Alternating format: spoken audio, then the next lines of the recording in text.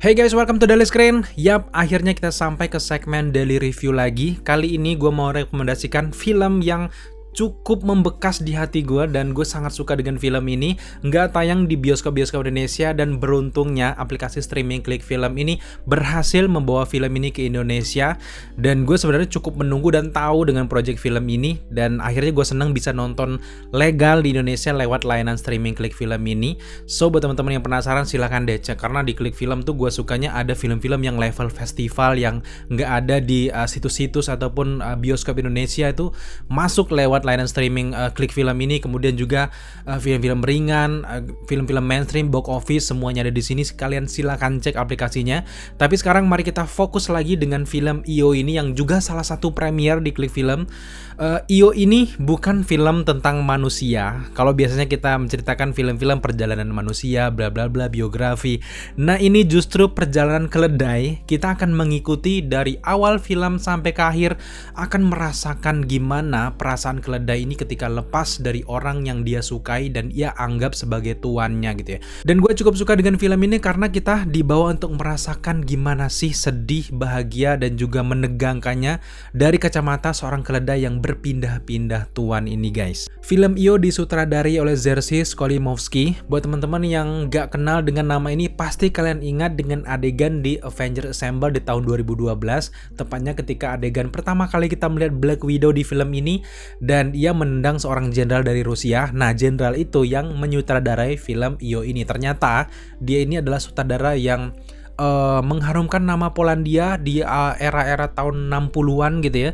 Dan ternyata dia juga sudah banyak menelurkan film-film yang berbobot anti mainstream, dan kita cukup suka dengan film yang satu ini dan gue jadi penasaran dengan karyanya gitu guys. Secara singkat, sinopsis dari film ini adalah berasal dari sirkus Polandia. Kita melihat seekor keledai yang tiba-tiba harus dilepaskan oleh pemilik sirkus tersebut karena melanggar peraturan perhewanan gitu ya. Akhirnya diambil alih oleh pemerintah. Sejak saat itulah keledai ini berpindah dari satu tempat ke tempat lain, dari satu pemilik ke pemilik lain, dan di sini kita benar-benar mengikuti perjalanan dari sang keledai. Dan gue sangat antusias dari awal sampai akhir melihat, wah gini sih kacamata dari seekor binatang yang selama ini mungkin gue juga pernah menjual binatang kayak zaman kecil lu jual kambing gitu ya. Dan gue akhirnya setelah nonton IO ini gue merasakan, wah gini toh menjual binatang kesayangan yang dia udah percaya sama majikannya, tiba-tiba berpindah ke tuan baru di itu tuh bener-bener nggak enak gitu ya. Kalau lagi nasibnya enak ya enak, tapi kalau nasibnya jelek ya seperti yang kita lihat dari film IO ini. Kalau kalian udah nonton, gila sih, ini cukup menguras air mata sebenarnya, dan juga haru, sedih, ada beberapa momen juga kita bahagia. Setelah kita selesai menyaksikan film IO ini, memang kita teringat dengan film jadul di tahun 61-an gitu ya, 60-an. Film itu berjudul Auhasar Balhazar karya Robert Bresson, dan gue akui kalau si Jerzy ini benar-benar terinspirasi dari film itu. Memang format dari film itu tuh memang hitam putih, dan ini kayak versi barunya gitu ya. Dan yang menariknya lagi, skenario dari film ini ditulis langsung juga oleh sang istri yang bernama Ewa Piaskowska. Kabarnya juga dari film ini mereka nggak cuma menggunakan satu keledai aja guys, mereka menggunakan 6 keledai sekaligus, dan itu prosesnya bergantian gitu supaya mungkin menjaga mood dari si binatang ini guys. Karena memang binatang kan sebenarnya nggak bisa acting ya, tapi tinggal pintar-pintar sang sutradara lah gitu ya. Nah, menariknya di sini si Jerzy sebagai sutradara benar-benar bisa mengambil momen wajah-wajah dari keledai ini, dan ketika kita melihat wajahnya, apalagi sorot matanya yang kosong tuh benar-benar kita merasakan feeling, oh gini sedih, ini keledai sedih gitu ya. Ditambah lagi dengan alunan soundtrack yang mencekam gitu ya, dengan nada string-string kayak gitu tuh, wah ini makin suram gitu keadaannya gitu.